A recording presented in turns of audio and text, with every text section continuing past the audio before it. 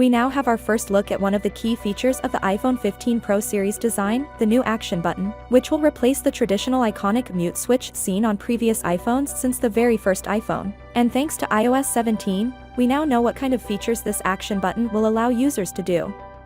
According to the iOS 17 source code, the new action button will let you to accomplish the following 9 functions: quiet mode, flashlights, shortcuts, voice memos, accessibility, camera, focus mode, magnifier, and translate. According to this, the action button seems to be much more powerful than anticipated. Some of these capabilities are self-explanatory, but several are really unique to the iPhone, such as executing any shortcut from the Shortcut app directly from the press of a button. After seeing this leak straight from Apple's iOS 17 software code, there should be no question in anyone's mind that the action button is truly on its way, thus the iconic mute switch button may rest in peace. Also in the news, it has long been rumored that Apple will raise the prices of the iPhone 15 series, and now we have more reliable sources saying the same thing.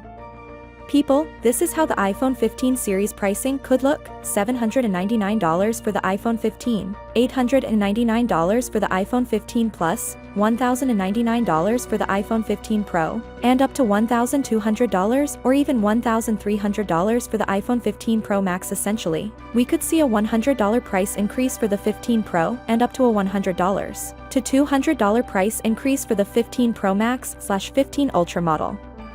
With that said, the justifying aspect of this price increase for the Pro series could be the higher starting storage option, which is now expected to be 256GB, effectively replacing the 128GB option from last year's generation.